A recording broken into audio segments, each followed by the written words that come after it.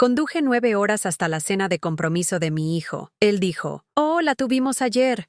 Solo familia cercana». Solo sonreí y me fui. 3 días después, me llamó en pánico. «La tarjeta no pasa. ¿Olvidaste pagar?» No dije nada más en ese momento. Colgué el teléfono y me quedé sentada en la mesa de la cocina, mirando la taza de café que ya estaba fría. Tenía las manos apoyadas alrededor de la cerámica, como si el calor que quedaba pudiera evitar que pensara demasiado. No podía dejar de repasar, una y otra vez, lo que había pasado hacía apenas unos días. Había salido de casa a las 6 de la mañana, con el tanque lleno y una bolsa de viaje cuidadosamente preparada. No quería llegar con las manos vacías, así que llevé una caja envuelta en papel dorado con un juego de copas de cristal que había comprado especialmente para ellos. Había pensado en cada detalle: ropa cómoda para el viaje, un vestido sencillo pero elegante para la cena, hasta un par de zapatos nuevos que combinaban con el bolso. Espera un momento antes de seguir adelante. Háganos saber desde qué parte del mundo estás mirando. Y si te encantan estas historias, no olvides suscribirte. El episodio de mañana será absolutamente alucinante. Durante las horas en carretera, recordé momentos con mi hijo, Andrés. De pequeño, siempre me buscaba para enseñarme sus dibujos de la escuela o para que lo ayudara con las tareas. Era un niño alegre, algo inquieto, pero muy cariñoso. Pensaba en eso mientras avanzaba por la autopista, con la radio de fondo y el paisaje cambiando de campos abiertos a tramos de ciudad. Cuando llegué a la dirección que él mismo me había enviado semanas antes, estacioné frente a una casa iluminada, con un jardín cuidado y un par de coches estacionados. Me sentí un poco confundida al ver todo tan tranquilo. No había luces de fiesta, ni voces, ni música. Toqué el timbre, y fue él quien abrió. «¿Mamá?», dijo sorprendido, y luego sonrió de una forma que no supe interpretar. «Oh, la tuvimos ayer. Solo familia cercana. No entendí al principio». Me quedé mirándolo, esperando que dijera que era una broma, pero no lo hizo. Se apartó un poco, como esperando que yo reaccionara. «¿Cómo que ayer?», pregunté, intentando mantener la voz firme.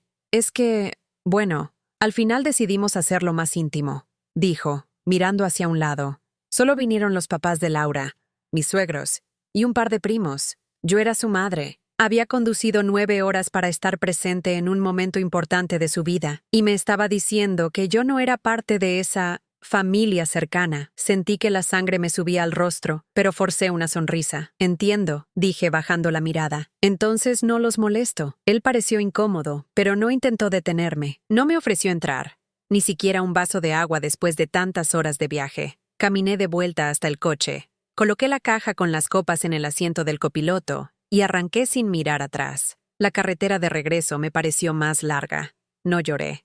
No en ese momento. Pero cada kilómetro me pesaba más que el anterior. Recordaba las veces que cancelé planes para cuidarlo cuando estaba enfermo, las navidades que trabajé horas extra para poder comprarle lo que pedía, los sacrificios que hice cuando quedó desempleado y tuvo que volver a casa por un tiempo.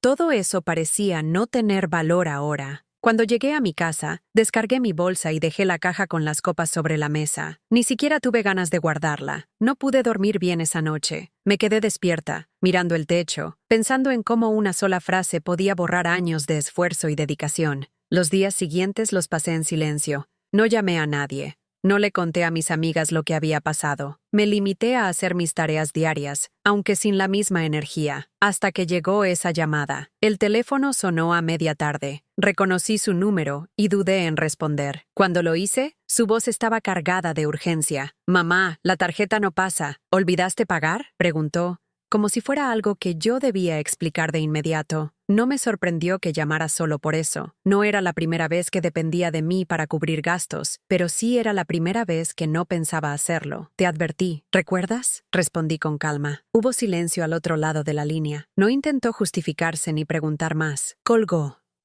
Me quedé quieta, escuchando el sonido del refrigerador y el tic-tac del reloj de pared. Ese silencio que había quedado después de mi respuesta me confirmó algo. Por primera vez, él entendía que no podía contar conmigo como siempre. Esa misma tarde, decidí que no iba a dejar que la rabia o la tristeza me paralizaran. Saqué una libreta y empecé a anotar todas las veces que había cubierto gastos suyos, pagos de tarjeta, compras grandes, adelantos para el alquiler, incluso sus viajes. La lista era más larga de lo que había imaginado. Mientras escribía, recordé que no siempre fue así. Hubo un tiempo en que Andrés manejaba bien sus finanzas, trabajaba y ahorraba, pero con los años y las comodidades que yo le facilitaba, empezó a asumir que siempre habría un respaldo. Y yo, por amor, nunca le dije que no, hasta ahora. La noche cayó, y encendí la lámpara de la sala. Me quedé mirando la caja con las copas, aún envuelta. Pensé en llevársela de todos modos, pero enseguida lo descarté. ¿Para qué? Ese regalo estaba pensado para un momento que me fue negado. No veía sentido en entregarlo. Sabía que esta decisión iba a traer consecuencias, que él insistiría, que habría discusiones y quizás distanciamiento. Pero también sabía que si cedía otra vez, esa falta de respeto se repetiría. No dormí mucho esa noche, pero por primera vez en días sentí que estaba empezando a recuperar un poco de control sobre mi vida, y lo que no sabía en ese momento era que ese "te advertí" iba a ser solo el inicio de algo mucho más grande. Después de esa llamada en la que le dije, "te advertí", ¿recuerdas? Colgué el teléfono y me quedé sentada en la misma silla de la cocina por un buen rato. El silencio de la casa se sentía más pesado que nunca. La nevera hacía un zumbido constante, y el reloj marcaba cada segundo como si quisiera recordarme que el tiempo seguía, aunque yo estuviera inmóvil. Miré la caja con las copas que seguía sobre la mesa desde mi regreso. El papel dorado ya estaba un poco arrugado en las esquinas, como si reflejara lo que yo sentía por dentro. Algo que había sido preparado con cuidado, pero que terminó arruinado antes de cumplir su propósito. Me levanté, la tomé y la guardé en el armario de la despensa, no porque pensara usarla pronto, sino para que dejara de estar a la vista y de recordarme el momento en que supe que mi hijo me había dejado fuera de su vida. Esa noche no tuve ganas de cocinar. Abrí un paquete de galletas saladas y me serví un vaso de agua. Mientras masticaba, los recuerdos comenzaron a llegar uno tras otro, sin que pudiera detenerlos. No eran recuerdos cualquiera, sino momentos en los que yo había estado para Andrés sin dudarlo. Recordé cuando él tenía 6 años y se rompió el brazo jugando en el parque. Era un domingo por la tarde, y yo estaba terminando de lavar la ropa. Escuché su llanto desde la ventana y corrí sin pensarlo. Lo llevé al hospital en el coche, con él llorando y temblando, y me quedé toda la noche sentada en una silla dura junto a su cama para asegurarme de que no se asustara. En ese momento, no me importó que tuviera que trabajar al día siguiente, ni que la cuenta del hospital fuera alta. Yo era su madre, y eso era suficiente razón para estar ahí. También vino a mi mente aquella vez que perdió su primer trabajo serio. Tenía 24 años, y aunque siempre había sido responsable, la empresa en la que trabajaba cerró de un día para otro. Recuerdo cómo llegó a casa, con los hombros caídos y los ojos rojos de contener las lágrimas. No dijo mucho, solo me abrazó. Yo le preparé su comida favorita y, sin decirlo directamente, le hice saber que podía quedarse el tiempo que necesitara. Él terminó viviendo conmigo un año entero mientras buscaba otro empleo, y yo me encargué de cubrir todos sus gastos, incluso el pago de su coche. Mientras más recordaba, más claro veía un patrón que antes no quería aceptar. Andrés siempre supo que podía contar conmigo para cualquier cosa, y yo nunca le puse un límite real. Incluso cuando se casó con Laura, su esposa, seguí ayudándolo en silencio. Les presté dinero para la entrada de su primer departamento. Pagué facturas atrasadas cuando él decía que era un mal mes, e incluso cubrí una parte del costo de las vacaciones que ellos mismos me contaron después con lujo de detalles. Vacaciones a las que yo no estaba invitada.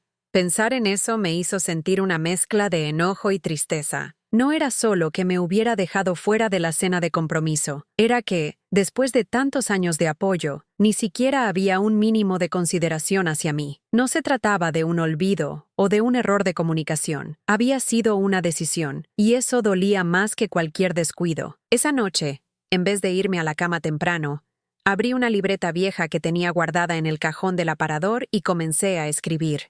No sé bien por qué lo hice, pero necesitaba ver todo claro. Empecé a anotar las veces que había ayudado económicamente a Andrés desde que se casó, una por una.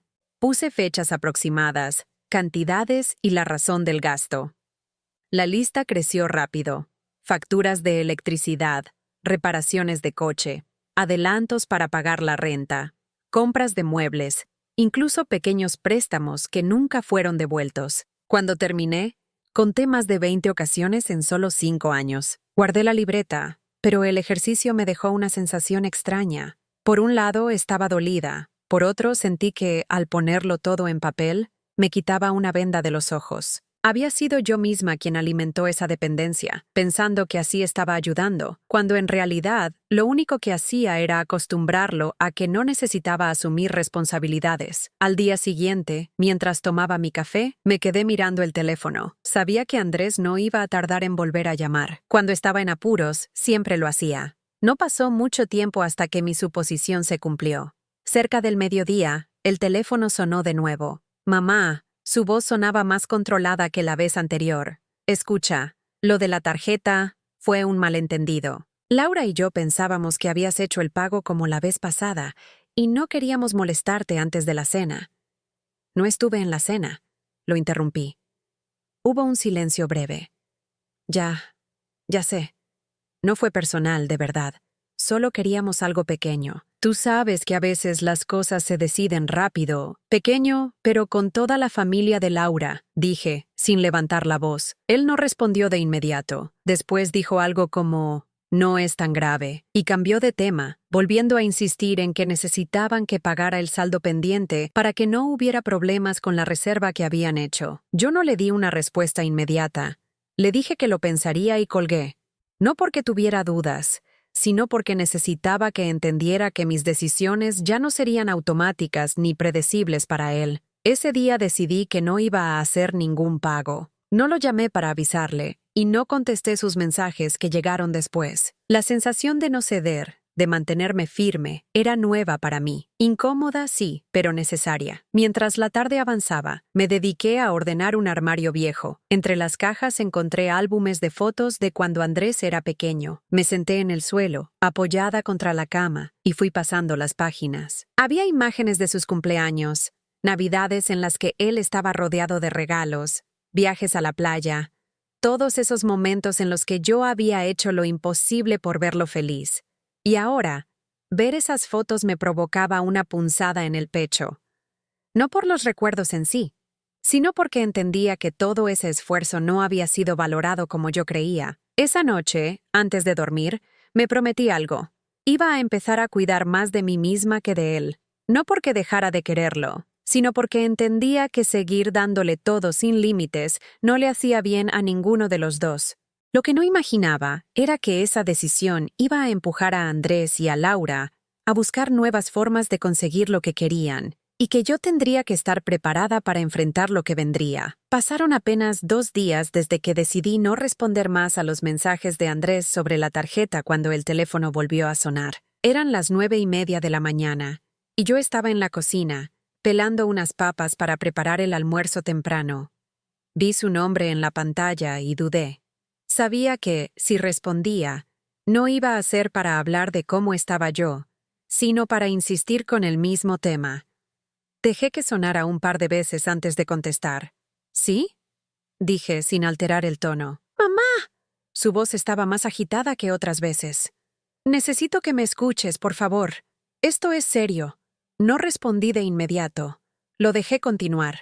«La tarjeta está bloqueada. Intentamos hacer el pago de la reserva del hotel y no pasó. Llamé al banco y dicen que la cuenta no tiene los fondos que pensábamos. ¿Tú hiciste el depósito o no?». Me apoyé en la encimera, sosteniendo el teléfono con una mano y el cuchillo con la otra. «No lo hice, Andrés». Hubo un silencio. Apenas escuchaba su respiración al otro lado. «¿Cómo que no lo hiciste?». Su tono cambió, mezclando sorpresa y molestia. «Mamá, ese pago tenía que estar listo. No es solo por nosotros. Es que ya hay una penalidad si no lo cubrimos hoy». «Te advertí», repetí, igual que la vez anterior. «¿Advertir qué?», preguntó, con voz más alta. «Si no me dijiste nada hasta ahora. Te lo dije el otro día. Que no contaran conmigo como siempre. Pero…». Se detuvo un segundo, y escuché su suspiro. «Esto no es justo, mamá. Ya está todo planificado. No estuve en la cena de compromiso, Andrés». Ese comentario lo dejó callado otra vez. No sé si porque no tenía argumentos o porque, en el fondo, sabía que yo tenía razón. Fue una decisión apresurada, ya te dije. Respondió al final, intentando suavizar el tono. No queríamos que te sintieras mal, pero lo hicieron igual. Él trató de llevar la conversación a lo urgente. El dinero. Explicó que la reserva era para un viaje que Laura había querido hacer con sus padres como celebración anticipada del compromiso. Mencionó que ya habían comprado los boletos de avión y que si no pagaban el hotel perderían todo.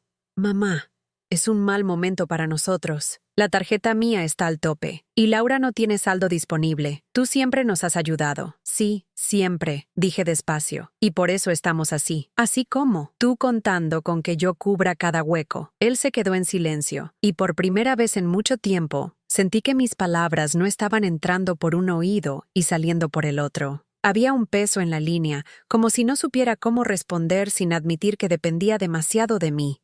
Mamá, entiéndeme, empezó de nuevo. Si no hacemos este pago hoy, vamos a quedar mal con el hotel y con los papás de Laura. Eso es algo que tendrás que resolver tú.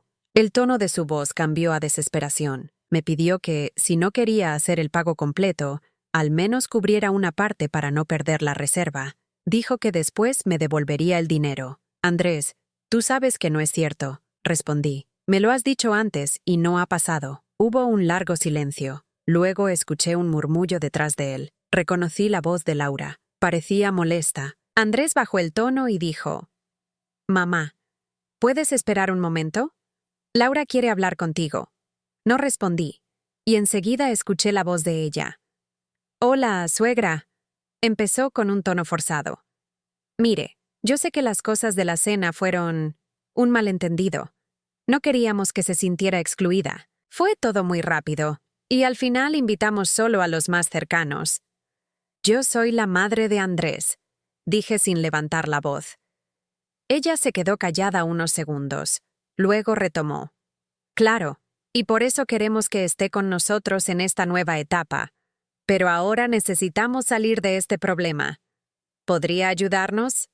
Es solo un préstamo. No voy a hacer el pago, respondí. ¿Ni una parte? Insistió, intentando sonar calmada. Entienda que esto afecta a todos. Afecta a quienes tomaron la decisión, respondí. Yo no participé en ella. Laura suspiró y le devolvió el teléfono a Andrés. Mamá, si no nos ayudas, no sé cómo vamos a resolver esto, dijo él bajando la voz. Pues tendrás que encontrar la forma. No hubo más que decir. Colgué. El resto de la mañana la pasé pensando en la conversación. No me sentía culpable, pero sí incómoda. No estaba acostumbrada a decir no a Andrés. Sin embargo, cada vez que recordaba el momento en que me cerró la puerta con la excusa de solo familia cercana, me reafirmaba en mi decisión.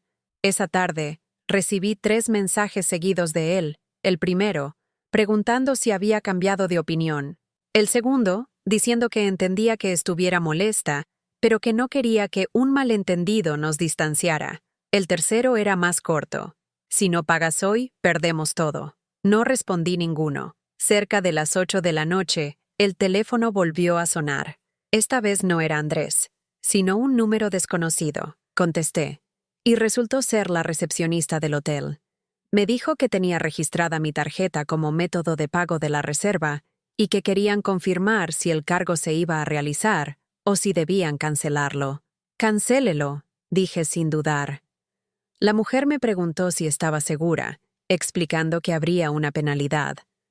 Sí, estoy segura. Colgué y me quedé mirando la mesa de la cocina. Era la primera vez que tomaba una acción tan directa para cortar con esa costumbre de que yo resolviera todo. Sabía que esto no iba a gustarles, pero también sabía que, si cedía, volvería a pasar. No pasó mucho tiempo para que Andrés llamara otra vez. Esta vez no contesté. Lo dejé sonar hasta que se cortó. Luego llegaron mensajes de voz que preferí no escuchar en ese momento. Me fui a la cama más temprano de lo habitual. No dormí profundamente, pero no por culpa de la culpa. Esa, curiosamente, no estaba. Sino porque intuía que Andrés y Laura no se iban a quedar quietos después de esto, y estaba en lo cierto. A la mañana siguiente de haber rechazado el pago del hotel, me desperté antes de que sonara el despertador. El teléfono estaba sobre la mesita de noche. con la pantalla llena de notificaciones. No las abrí. Sabía que la mayoría eran mensajes de Andrés o de Laura. Me levanté, me vestí y fui a preparar café. Mientras el agua hervía, me asomé por la ventana de la cocina. Era un día nublado, con el cielo gris y el aire húmedo. No había nada especial en esa mañana, pero yo sentía que estaba en medio de un cambio importante. No era un cambio que hubiera planeado, pero se estaba dando igual. Me senté en la mesa con mi taza y decidí que no iba a pasar todo el día pensando en Andrés. Abrí la libreta donde había anotado las veces que lo ayudé económicamente y comencé a repasarla. Cada línea me llevaba a un recuerdo distinto. Algunos eran más recientes, otros de hace años, pero todos tenían algo en común. Yo pagando y él aceptando sin problema. En ese momento pensé en llamar a Carmen, una amiga de toda la vida. Carmen me conocía lo suficiente como para decirme la verdad sin rodeos. Marcó el número y atendió enseguida. «Por fin te acuerdas de mí», dijo en tono de broma. «No es que me olvide, es que he estado ocupada», respondí. «¿Ocupada o preocupada? Porque te conozco, y cuando suenas así es porque algo pasó». Le conté todo. Desde el viaje de 9 horas hasta la llamada del hotel, Carmen me escuchó sin interrumpir, aunque la oía resoplar de vez en cuando. Cuando terminé, hizo una pausa antes de hablar. «Mira, amiga, esto no es nuevo. Andrés siempre ha sido así contigo. La diferencia es que ahora fue más descarado». «¿Tú crees que siempre fue igual?» «Claro que sí. ¿Te acuerdas cuando se casó y tú pagaste casi todo lo de la boda, aunque ellos dijeron que cubrirían la mitad?» «Eso fue distinto», intenté justificar. «No fue distinto, fue lo mismo. Solo que antes no te dabas cuenta porque querías ayudar». Me quedé callada. No me gustaba admitirlo, pero Carmen tenía razón. Cada vez que Andrés se encontraba en un apuro, yo aparecía con una solución. Nunca lo dejé enfrentar las consecuencias de sus propias decisiones. «Y te digo algo más», continuó ella. «Laura sabe que tú eres así, y lo aprovecha. No te extrañe que muchas de esas decisiones apresuradas sean para que tú termines pagando». Las palabras de Carmen me hicieron pensar en todos los momentos en que Laura había estado involucrada. El viaje a la playa, de último minuto, que ellos hicieron y que yo terminé financiando. El televisor nuevo que se necesitaba urgente, porque el anterior se había roto. El adelanto para un departamento más grande porque iban a formar una familia pronto, cosa que nunca pasó. «Yo sé que son tu hijo y tu nuera, pero tienes que poner un límite», dijo Carmen. «Si no lo haces ahora, no lo harás nunca». Suspiré. «Eso es lo que estoy intentando. Entonces prepárate, porque no les va a gustar». Hablamos un rato más de otras cosas, pero la conversación me dejó pensando todo el día. Cada vez que recordaba un episodio en el que yo había cedido, me daba cuenta de que no era un favor aislado, sino parte de un patrón. Y ese patrón se había vuelto la norma. Por la tarde, mientras doblaba la ropa, el teléfono volvió a sonar. Era Andrés. Esta vez contesté. «Mamá, tenemos que hablar», dijo sin saludo previo. «No podemos seguir así. Yo estoy tranquila», respondí. «Tú estarás tranquila, pero Laura y yo estamos pasando un mal rato. Perder la reserva del hotel nos dejó en una posición incómoda. Es lo que pasa cuando se hacen planes sin tener el dinero. No es tan simple», dijo, con un tono que intentaba sonar razonable. «Solo necesitábamos un empujón, como siempre». «Exacto, como siempre», respondí, recalcando las palabras. Él no dijo nada. «Andrés, ¿te has dado cuenta de que en los últimos años he pagado casi todo lo que te ha faltado?», pregunté. «Bueno, pero eso es porque tú siempre has querido ayudar». «No, es porque tú siempre has pedido». El silencio que siguió fue incómodo. No estaba acostumbrado a que le hablara así. «Mamá, yo trabajo, Laura también, pero hay momentos en que las cosas se ponen difíciles. En todos esos momentos, la solución ha sido que yo ponga el dinero. ¿Sabes qué pasa? Que eso ya no va a seguir así. Y si lo que necesitamos no es mucho, no es cuestión de cuánto. Es cuestión de que entiendas que yo no voy a seguir siendo tu respaldo automático». «Mamá». Su tono ahora era más bajo. «No me dejes en esta situación». «Andrés, yo no te dejo en nada. Te estás dejando tú solo». Hubo un suspiro largo al otro lado. Luego dijo, «Está bien. No voy a insistir hoy. pero no quiero que esto nos enfríe. Depende de ti, no de mí. Colgamos, y me quedé con una mezcla de alivio y preocupación. Alivio por haber dicho lo que pensaba. Preocupación porque sabía que no se iba a quedar quieto. Andrés no era de los que aceptaban un no, sin buscar otra manera de conseguir lo que quería. Esa noche, antes de dormir, me puse a pensar en lo que había dicho Carmen. Si Andrés y Laura estaban tan acostumbrados a que yo resolviera sus problemas, era porque yo misma había creado esa costumbre. Y si quería cambiarla, tendría que estar dispuesta a soportar su enojo, su incomodidad e incluso su manipulación. Lo que no sabía era que el siguiente paso de ellos no sería una simple llamada o mensaje. Esta vez iban a intentar algo más directo, y yo tendría que estar preparada para responder. 2 días después de mi última conversación con Andrés, recibí una llamada de un número que no reconocía. Contesté pensando que podría ser algo del banco o del consultorio médico. «Hola, suegra», era la voz de Laura. «Hola», respondí, seca. «¿Podemos pasar por tu casa esta tarde?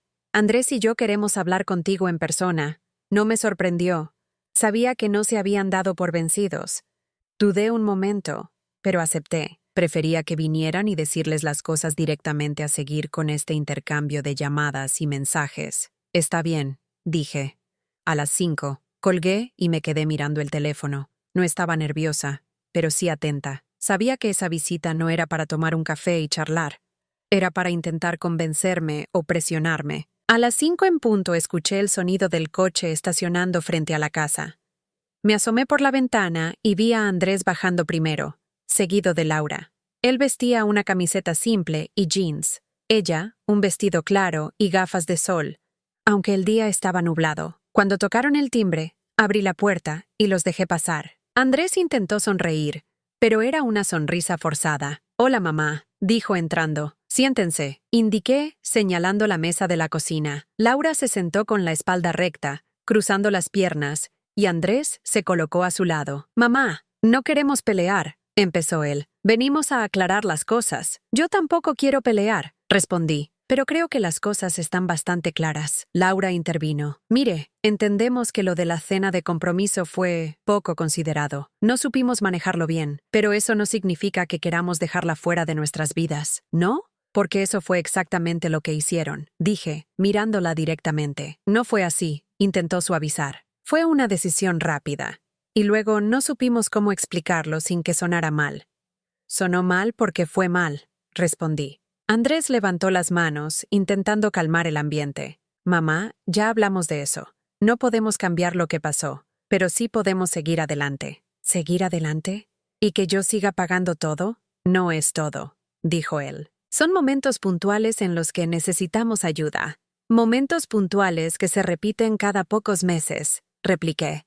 «Y que siempre caen en mí». Laura se inclinó hacia adelante. «Esta vez es distinto. No se trata solo de un gasto nuestro. Es algo que involucra a mis padres también. Si cancelamos el viaje, ellos van a pensar que no cumplimos con nuestra palabra. Entonces deberían haberlo pensado antes de hacer la reserva sin tener el dinero». El silencio se hizo pesado. Andrés se movió en la silla. «Mamá, lo que te pedimos no es imposible para ti. Sabemos que puedes hacerlo sin problema». «Sí, puedo», respondí. «Pero no quiero». Esa frase pareció golpearlo. «¿No quieres ayudarme a mí, tu hijo?», preguntó, con un tono que mezclaba incredulidad y reproche. «Quiero que aprendas a manejarte sin depender de mí cada vez que algo no sale como esperas». Laura soltó un suspiro y apoyó las manos en la mesa. «¿Y si le proponemos algo?», dijo. «Usted nos ayuda esta vez, y nosotros nos comprometemos a no pedirle más ayuda económica en el próximo año. No necesito promesas que sé que no se van a cumplir». Andrés me miró fijamente. «Mamá, creo que estás exagerando. Esto no es un patrón. Es solo un mal momento». «No, Andrés», respondí firme. «Es un patrón. Tengo una libreta con más de 20 veces en las que te he dado dinero en los últimos 5 años. No es un mal momento, es un hábito». No esperaban que tuviera ese dato tan claro. Andrés abrió la boca para decir algo, pero la cerró. Laura lo miró, como buscando una señal para seguir. «¿Y qué quieres que hagamos entonces?», preguntó él. «Que se organicen, que ajusten sus gastos, que aprendan a decir no podemos permitirnos eso antes de comprometerse». «Eso es fácil decirlo», murmuró él. «Es fácil si se hace», respondí. La tensión creció. Nadie habló por unos segundos. Finalmente, Andrés se levantó. Está bien.